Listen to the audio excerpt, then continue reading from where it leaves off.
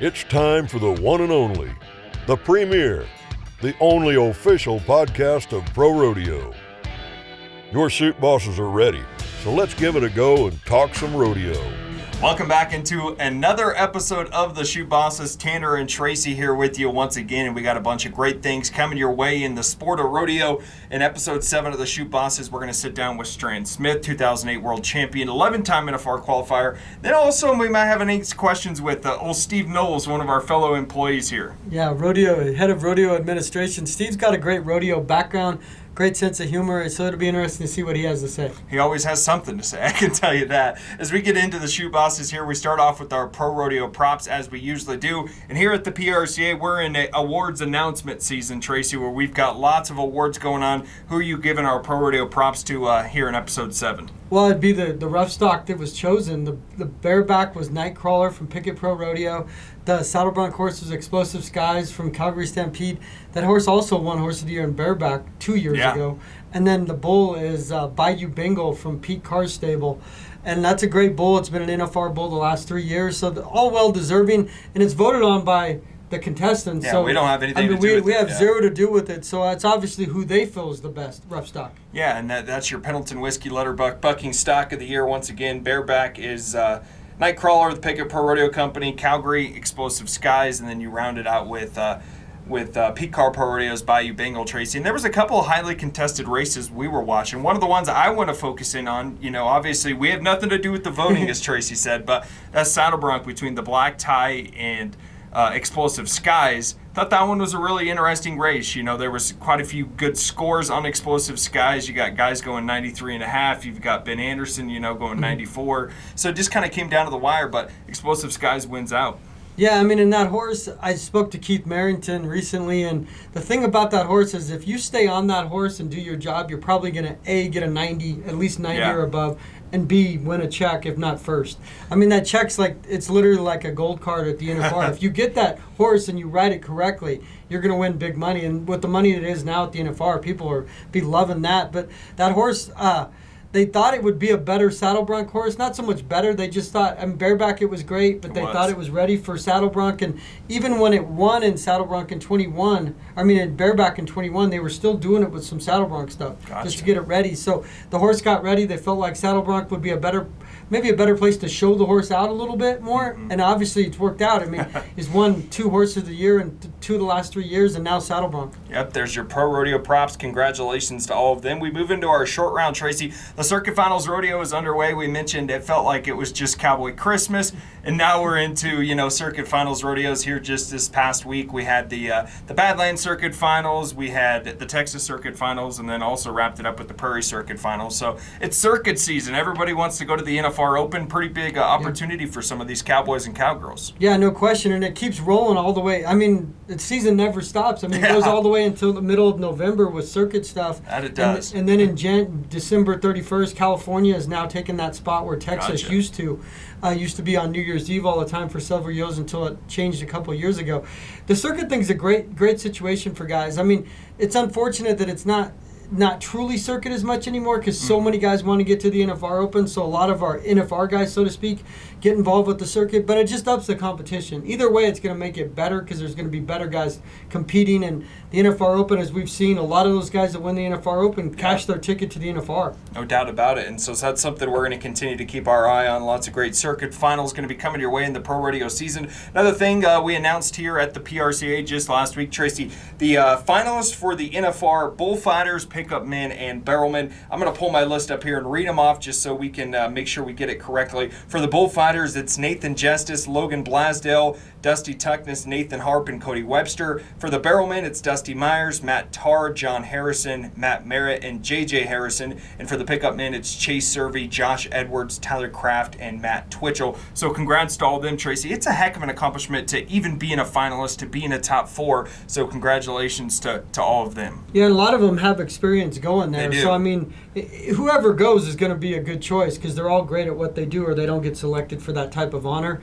And it means a lot to those guys. You're on the big stage. It'd be like getting to choose to get to referee the Super Bowl or the Final Four. It's a big situation. So we wish the best of luck to those guys. Whoever wins, we'll be proud of and be looking to see them at the NFR. And we said that list of who will be selected will be coming up just a little bit later on this week, so make sure you stay tuned to the PRCA website or early next week. We'll let you know who exactly that's going to be, but congrats to them. I think it means as much to them as it does, Cowboys to make the NFR, in their profession. So a big shout out to them. All right, it's time for our 8 questions. We talked about Steve Knowles, Tracy. We get to be around him all the time. He's a character, but also he's done a lot of really good stuff for the sport of rodeo in his time and his position. Yeah, he grew up around rodeo forever. He competed in rodeo, and then he was a judge forever. Up until he came to the PRCA a couple years ago. So, he knows the sport inside and out. Great guy to have in the building. So, I'm interested to see what kind of questions he's going to answer. Here we go. We go 8 questions with the PRCA Director of Rodeo Administration, Steve Knowles.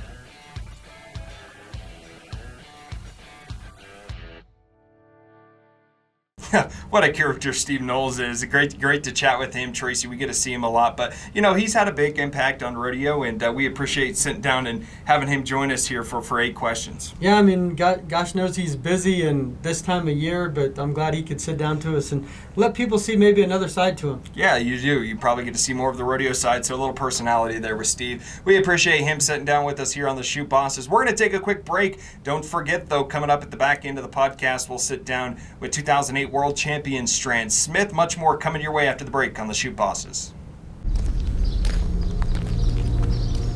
Some call it following in the footsteps. Others call it handing over the reins.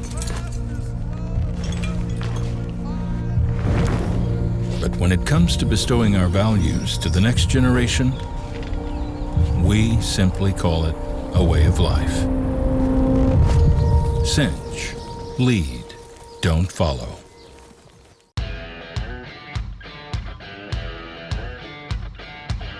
Welcome back into the Shoot Bosses. Much more coming your way here on today's show. We're already into episode 7, Tracy. It has flown by. And as we do in every Shoot Bosses episode, we go to our ProRodeo Hall of Fame Spotlight. If you don't know, the ProRodeo Hall of Fame is located just down here below us, literally below us, into the floor at the PRCA headquarters here in Spring. So our ProRodeo Hall of Fame Spotlight this time, Tracy, we're going to go with 3-time world champion saddle bronc rider Shawn Davis. Won his first NFR in 1965, back-to-back titles in 67 and 68. And a guy that, when he was done with rodeo, his impact didn't stop at all. No, he went on to be the general manager, I believe, for 30 years at the NFR, starting in 86, I think officially in that capacity when it was in Vegas. And I can speak with experience when I was going to some of those meetings with Shawn. When Shawn spoke, people listened. He was nuts and bolts, straight ahead. What you saw is what you got. And the NFR became a machine, a 2-hour machine when he was there. And it still is. It's a little different dynamics with live TV with Cowboy Channel now.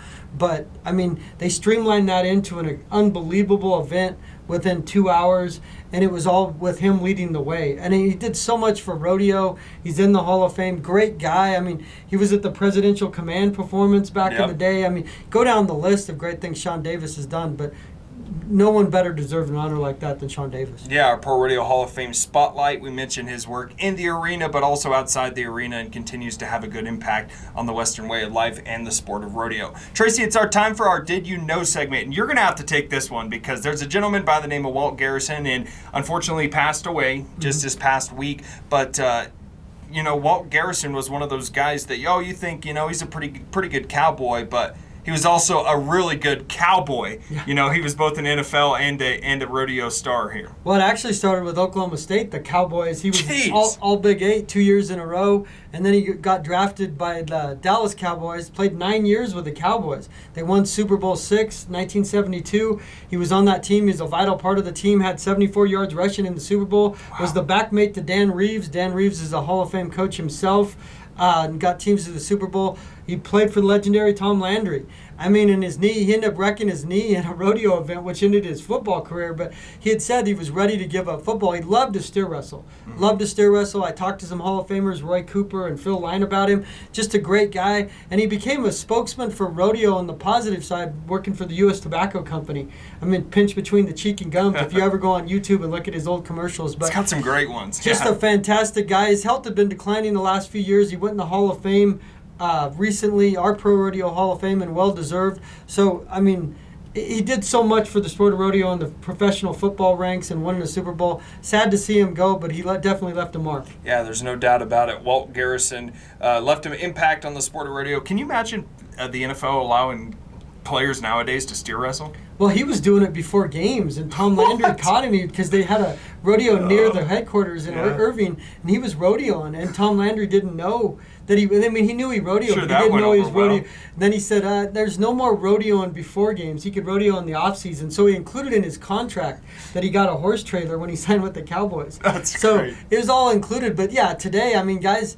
guys shy away from hardly. Yeah, but guys shy away from it because there's so much money involved now. It's a different dynamic. But guys back then had to have second jobs. They weren't making the crazy $1 million checks they are now. But no way. Especially rodeo. It'd be it's such an extreme sport. So I couldn't imagine it. No. It would be great, no doubt about it. It's time for our viewer question, and if you don't know, you guys can all send in questions as well. You can tag us on Instagram, Facebook, Twitter, X, I guess is what some people call it. You just have hashtag #ShootBosses. You can ask a question. We'll make sure to get it here on our podcast. Our viewer question for this episode, Tracy, is going to come from Taylor. What's one storyline you are watching headed into the finals? And we know that every year headed into the finals, there's so many storylines. You can depend whether you're a rough stock guy, time event guy. What do you watch in that type of situation? Tracy, what do you have your eyes on as we head into Las Vegas, December 7th through the 16th at the Thomas & Mack? The two events I'm looking closely at right now are bareback with Keenan Hayes. He had a record-setting season, just first NFR. He comes off his permit year where he shattered all the records.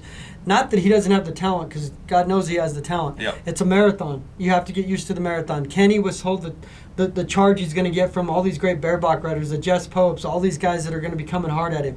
I believe he can. It's just a marathon. People react different to 10 days in Vegas.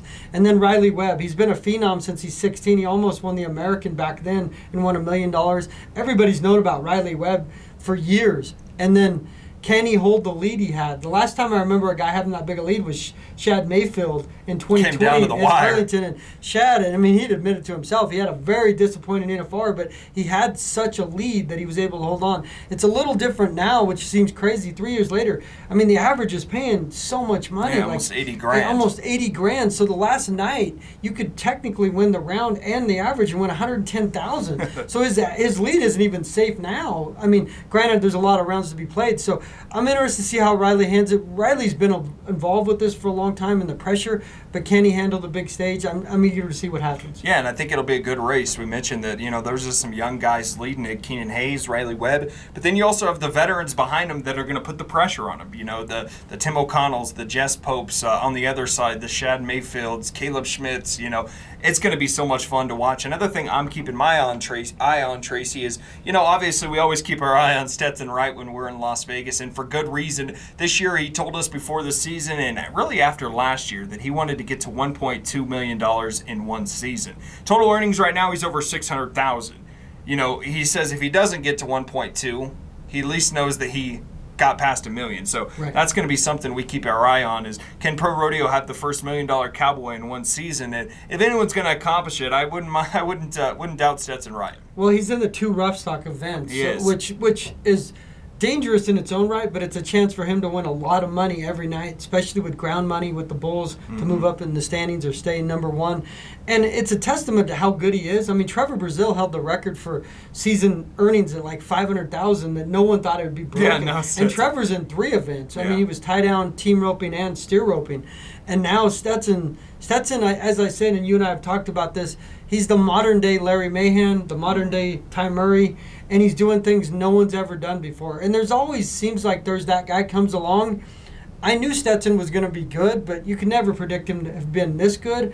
I mean, conceivably, he could win 10 world titles and still be 24 years old. At the end of the year, it is definitely possible. So we'll keep our eye on all of those. Some couple of things for you to watch headed into Las Vegas. We're going to send it to break here. Don't forget, though, coming up after the break, we'll sit down and chat with 2018 and 11-time, or 2008, excuse me, and 11-time NFR qualifier Stran Smith. But before we send it to break, we're going to send it down to Tracy's alter ego, his cousin, his neighbor. I don't know what he is. The guy just wanders around the office. Here's Buck. It's time for your Pro Rodeo Word of the Day.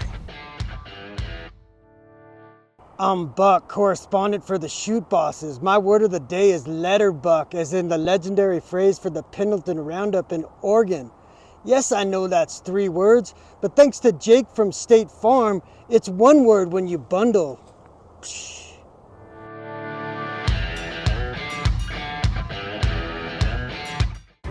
It's not about standing out.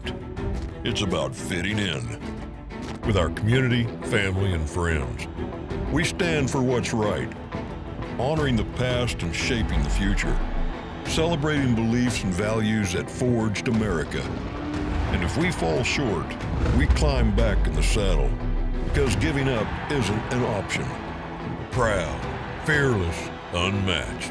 We are Pro Rodeo.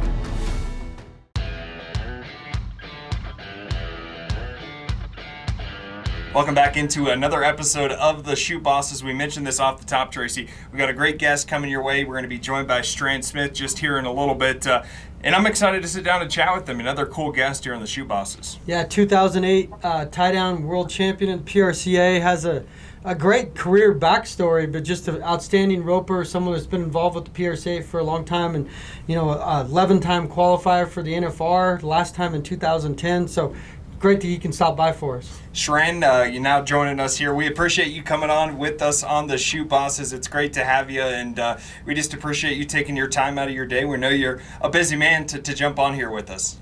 You bet. Thanks for having me. First thing I got to ask you is, take us back through your pro rodeo career. Obviously, there was lots of great moments inside the arena, outside the arena. Is there one thing that sticks out to you, Stran, as, something I'll never forget? Yeah, there was a couple of deals, and of course it was, probably the for all of us, the most publicized was actually the one that was the big stick out for me was in 2008, whenever I won the world, and I won the average at the finals, and I really didn't. It was so close. I didn't really know for sure if I'd won the world or not, and so I make the victory lap for winning the world. Winning the average. And they give me my saddle right there in the arena. And as I'm walking out of the arena, of course, Jennifer was the one that's doing the ESPN. She was the sideline reporter. And when I saw her, I knew that I had won the world, because just by the she's not real good at hiding her emotions like that. So, and the cool thing for us was it was all caught on tape. They were live to. That year, I think they were live to tape, and so it was a really cool, moment for us and for our family and our extended family. So that, for me, of course, that's the highlight of my career. Stran, I read some stuff in 2008. You came in sixth the last night at the NFR. And if you were third and fourth in the average, I think you said your dad was pretty conservative. You said, well, if you finish third or fourth, you win $20,000. And you said, well, if they gave me $20,000 right now, I'd throw it out the window. So that's got to be crazy that you had to be aggressive and you were consistent, but there had to be so many pieces of the puzzle that fell into place that night. Yeah, it was. It was a pretty cool deal. There was a lot of cool backstories to that whole deal, just with In '05, I had to win the round to win the world in '05, and I ended up winning the round, but a couple of guys fell out of the average in the 10th round, and I end up losing the world championship then by just about $1,573. Not that anybody's keeping, but account of it. But anyway, I thought I'll never get that chance to be able to have to come down to the 10th go around to be able to have to win the round to win a world championship, and I was pretty sure that I was probably never going to get that opportunity anyway. I was 35, 36 years old whenever that happened, and I thought my career, the best of my career was probably behind me, and I just didn't know if I'd ever get that opportunity again. And then for it to come around in 2008 the same way and to have that happen, so it was a pretty cool deal for us. You come from quite the family lineage of roping, and then also people that, have kind of joined your extended rodeo family over the years. Take us through a little bit about Marcos Costa coming over, Trevor Brazil, that whole thing. There's just so many connections in rodeo and, lifelong friendships. Yeah, it is. It's, for us, it was kind of like a family reunion going to the rodeos. I had Stetson, one of my nephews, he rodeoed and made the finals, and Cliff, another nephew, Tuff's older brother, and then Tuff, and then Trevor and Shada. So, and then of course my sisters that are, you usually were, in and out traveling to us and from, with their kids. And so it was, and then of course my family, Jennifer doing the reporting for ESPN back in when it was ESPN and working for Wintercom back then.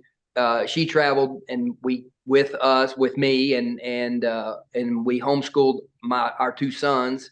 And so it was a family affair for us. And then I actually went to Brazil to have a couple of clinics over there with Tuff and Cliff. And that's where we met Marcus. And then I went back over there and had another couple of clinics without them. And that's where, Marcus and I relationship started, was there. And I invited him to come over United States. I just fell in love with him, and I kind of become his maybe like his adopted dad kind of, and he came over and just to get to watch that whole thing play out and be a part of it, and take him around here in the United States and let him learn how to rodeo, learn how to navigate the PRCA, and then to actually him win a gold buckle. It was a pretty neat deal that I had a little part to do with. I felt like that it was a cool deal for all of us again. So heading into the NFR now, I don't know how much you pay attention to it now. I'm assuming you do. Obviously, Tuff's still involved, and Tuff had an historic run just to get to the 15. But that field is so fast. I mean, Riley Webb's had an amazing year. How do you look at tie-down roping as we get ready for the 2023 NFR? I'm excited for our sport, just where we're going, and how the Cowboy Channel has done just a great job of getting it out there where, we can follow, we can watch and watch these guys throughout the year, not just at the bigger rodeos, but, this 100 rodeos in 100 days. And I think that's just the tip of the iceberg. I mean, I think you can probably keep up with a couple of 100 rodeos, and to how you can follow. I'm at home now. I don't rodeo anymore. My boys don't rodeo. Then we've got one boy that's in college and on the track team, and I've got another son that's a senior, and he plays, football, basketball, baseball. But I'm able to be disconnected from it, but still be connected, and that's the cool thing about what they're doing. And I think what we're going to see is we're seeing a little bit of the residual of that now, but I think it'll be even more so in the next 10 to 12 years, because we've got these young kids that are getting to watch, and it's really priming the pump to where they are really, we'll see the level of competition in all events. I think will go up, because I think we're getting more interest from the younger group. The youth movement in rodeo is unbelievable. And with that, you're going to have more competition, the better competition. And we're seeing that now with these young guys. They're getting started younger and earlier. just like Riley, you mentioned him and how he's been competing at a high level since he was a little boy. I first time I really got to really compete against these guys and really see that kind of competition other than a jackpot roping was at the NFR for me. So now we're seeing more. You've got these events now to where they're having limited entries, and it's very top loaded. So it's the you're getting the cream of the cream of the cream, and then with that everything, the level of competition goes up because you're getting the rope in a better environment. You're getting the rope for more money. You're getting the rope. The livestock is more even and better. So it causes everything to go up another level, and we're really making fans out of not just people on TV, but in the in-house crowd, to where it's kind of a perfect storm that we've created here, and I don't see anything except it's just going to get better and better and better. Stran, you think you can go out there and still compete with the kids nowadays? No, I wouldn't. I just had back surgery about 3 weeks ago, and so I still try to get around and pop off to my boys every once in a while about different things. And no, I want to appreciate it now from the sidelines, because I know what goes into it to be able to put. And it's not those 6, 7, 8 seconds that you're actually, from the time you nod your head till you throw your hands up. Those 6, 7 seconds are the easy ones. I always said I can hold my breath for 6 seconds. It's the months, the days, the hours, the practice, the gruel that those guys have to go through continually, the miles that you have to. That's what I see whenever I see those guys. Now I appreciate them for what they do in the arena, but I know what goes into it behind the scenes and how many people it takes, how much money it takes, the horsepower and the long hours of practice and the abuse that you're going to do to your body to be able to get to the spot to where we can appreciate those 6 or 7 seconds of a true professional athlete going to work for us. Yeah. Lastly, Stran, what's Stran Smith doing these days? What keeps you busy? Man, I'm just chasing the dream still. I used to think that I didn't sleep much, but now I think I sleep even less now. We've got a brand, STS Ranch, where we're trying to keep that out there and keep growing and going with it. And we're launching a couple of new lines and right now that we're really working on in the developmental stages, and we're getting ready to launch those. And I run the ranch here, and we raise registered bulls. I sell registered bulls for seed stock, and then I try not ever to miss anything that my kids do. Anytime they have any kind of event, whether Sayla, my little baby, is singing at an event, singing the national anthem, or playing for a church service, playing her guitar, or one of my boys are competing at one of their sports that they are. We try not to miss anything like that. And so it's fun right now. We're busy, but everybody's busy, and I just enjoy my life right now and just getting to take it all in. And it seems like that, I've been very blessed. My life has been very blessed, and I just look forward to the third and fourth quarter. Well, Stran, we really appreciate you taking time. We know you're busy, as you said, taking time to chat with us here on the Shoot Bosses. You've done so much for rodeo, continue to do it for the Western Way Life, so we really appreciate you joining us, man.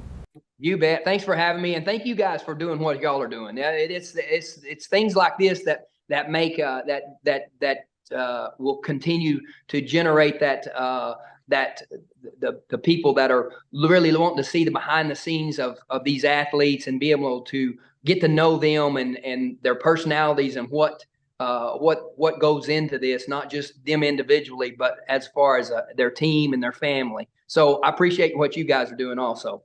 Well, thanks, Stran. We appreciate it. Tracy, what a great guy to sit down and chat with there, Stran Smith. Obviously the impact still continues to be had from his time in the arena, and, just a great overall guy.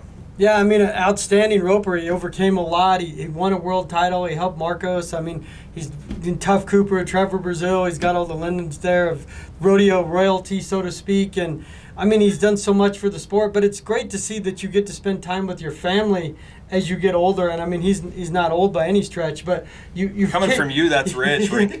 Kids only grow up once, so you hate missing stuff. I mean, and so it's fantastic he's able to spend time with his family. Yep, and we'll have many more great guests coming your way here on the Shoot Bosses. But that's going to do it for another episode. Tanner and Tracy, we are out. We're back with you next week. You can catch us on YouTube, all your favorite podcast channels. But until then, keep on rodeoing.